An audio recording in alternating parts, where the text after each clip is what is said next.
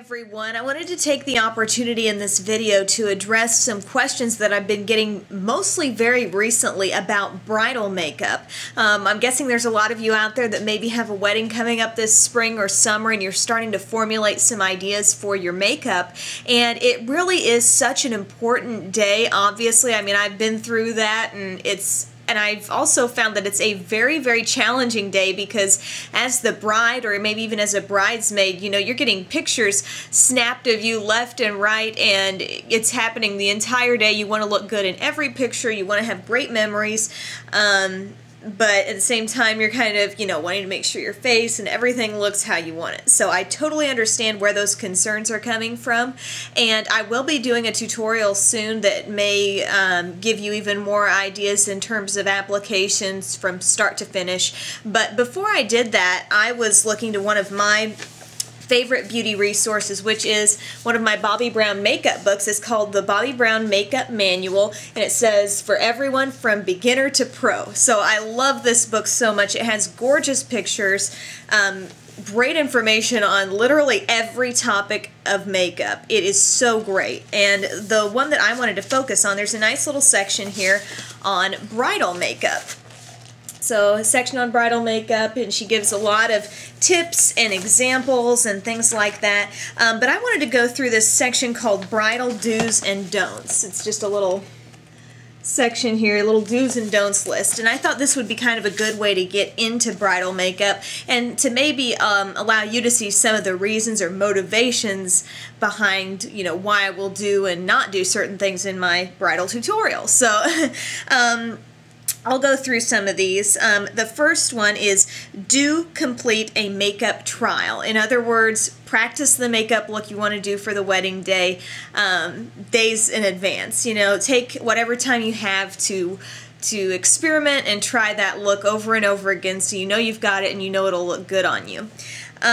Also, do get as much sleep as possible on the night before the big day. I know how hard that is. That's a night where you're very, like, you know, kind of tensed up, worried and excited and all those things before your big day. So that is a very tough day, but do try to get some sleep because beauty rest, there's a real truth to that. Do drink plenty of water before your wedding day and properly prepare skin with moisturizer and eye cream.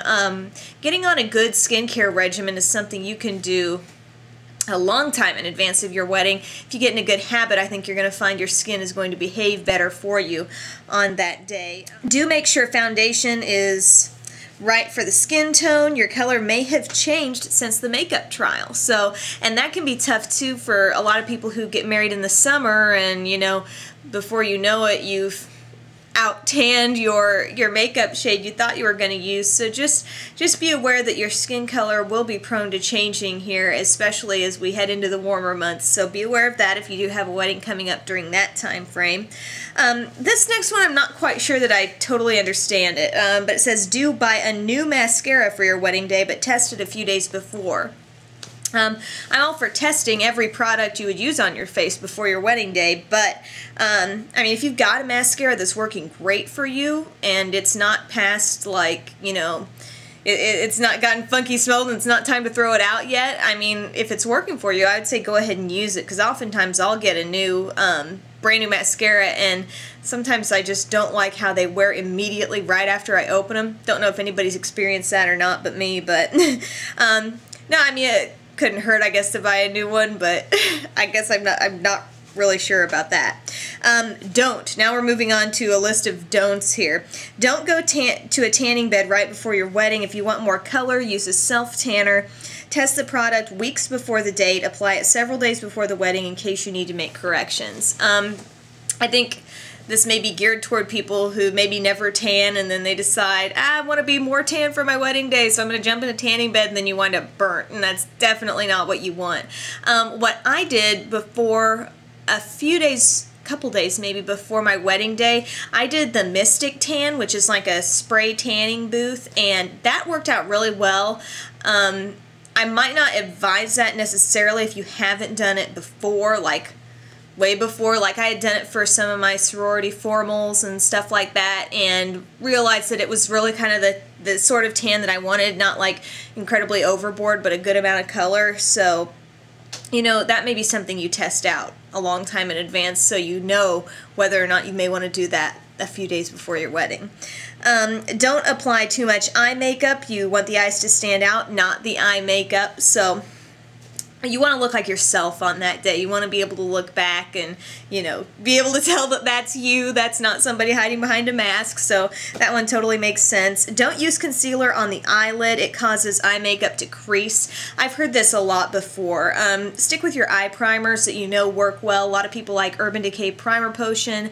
I'm a fan of Too Faced Shadow Insurance, or the Mary Kay Eye Primer is a good one too.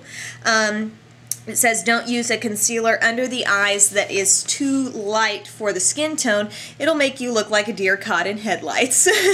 So that makes sense. I mean, you do want to sometimes use a little bit lighter shade under your eye, but don't like go to the store thinking, okay, I have very dark circles, I'm going to buy the lightest shade I can find here. It's not necessarily going to work that way. You want to match pretty close, but if you get a little bit lighter, sometimes that can still be good for under eye area, just as a hair lighter. Don't experiment with eye makeup you haven't tried before. So obviously that goes back to test your look out before the wedding. Don't think it's all just going to fall into place on that one day. Don't wear frosted, shiny, or sparkly shadow, as it will reflect camera flashes. I think there's some truth to that, definitely. You know, stick to things that are maybe like a matte finish or even like a slightly pearly finish. Chunks of glitter may not always come off that well in a lot of pictures, so keep that in mind. You can get a really nice look in pictures that's kind of natural with some pretty matte neutral shadows. I think that would be good. It says don't apply shimmer all over the place. 1 or 2 accents are enough. That's again where you're going to wind up looking shiny and a little oily if you go putting shimmer powder all over. Cheekbones are a good place. Under your brow bone is good. Don't go too overboard there. Don't tweeze or wax brows on the wedding day. I sort of tweeze my eyebrows every day, and I'm about positive I probably did that on my wedding day, but I mean, I'm used to that. So if you're used to kind of doing a little cleanup every day on your eyebrows, it's probably going to be fine, but if you never do that, don't decide all at once that day you're going to do it, because you really might, if you're not used to it, you might get some swelling and a little bit of irritation, so watch out there. Also, it says don't wear false eyelashes if they are not 100% comfortable and you are not 200% confident that they will stay on. So I actually hadn't even learned or really experimented with false eyelashes when I got married, so I just went with some mascara that I trusted, but I think that's totally true. You know, you don't want to have to be worrying about that on your wedding day. If you're not really comfortable with using false eyelashes, don't do it. However, if you are, I can see how that could really enhance, you know, your eyes and your pictures and be great too. So if you're comfortable with it, do it. If not, don't. And that goes for a lot of these little tips for wedding day makeup. So I hope that kind of gives you an introduction for those of you who are starting to think about this. I will have, you know, a tutorial coming up that will sort of outline this a little bit better in the future, but I hope this gives you some ideas. So thank you very much, guys, for watching. Have a great day.